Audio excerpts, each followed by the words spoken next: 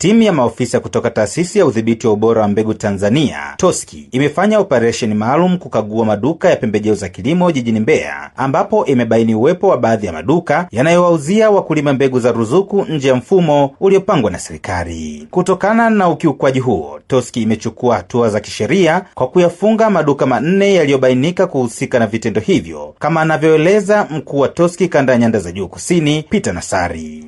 TOSCI tumeendesha operation ya ukaguzi wa maduka ya mbegu kwa lengo la kuhakikisha kwamba mbegu zinazouzwa kwa wakulima ni zile zenye ubora, lakini pia kufuatilia mwenendo wa mfumo wa mbegu za mahindi wa ruzuku.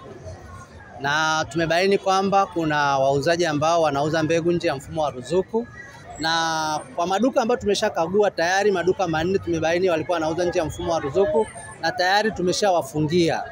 Pale ambapo watakubaliana na maelekezo ambayo tumeyatolea, basi tutawafungulia. Kwa hiyo tunaendelea kuhamasisha wengine pia wauze mbegu kwenye mfumo wa ruzuku tu, mbegu za mahindi. Kwa upande wake, mkaguzi wa mbegu kutoka TOSCI makao makuu, Dr. Elias Balimponya, amesema wakati wa operation hiyo wamebaini changamoto mbalimbali, ikiwemo baadhi ya wafanyabiashara kutofuata masharti ya usambazaji wa mbegu za ruzuku. Kwa huku tumegundua mambo mengi. Kwanza ni baadhi ya wafanyabiashara kuuza mbegu nje ya mfumo wa ruzuku na vile vile hawana namba za ruzuku.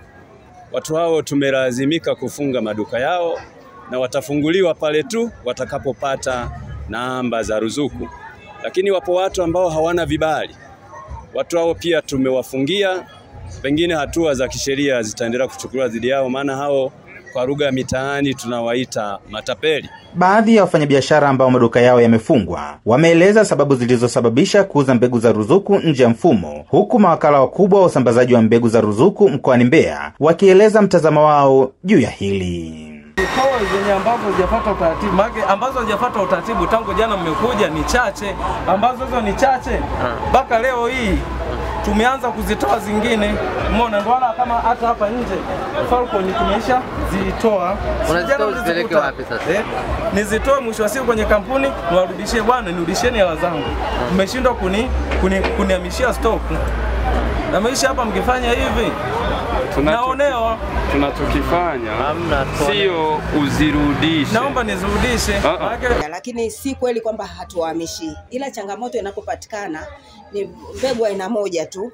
Labda wakulima wengi unakuta anataka sidiko zaidi. Lakini mbegu nyingine zote zipo na tunawahamishia kwenye mfumo. Lakini zile ambazo zinapatikana wanahamishiwa vizuri, na kati ya mwaka ambao tumefanya vizuri kwa kuhamishia wa magrodila wadogo ni mwaka huu. Sema mwaka huu mwamko umekuwa mkubwa sana tofauti na miaka mingine. Samuel Mpogole, Hope Channel Tanzania.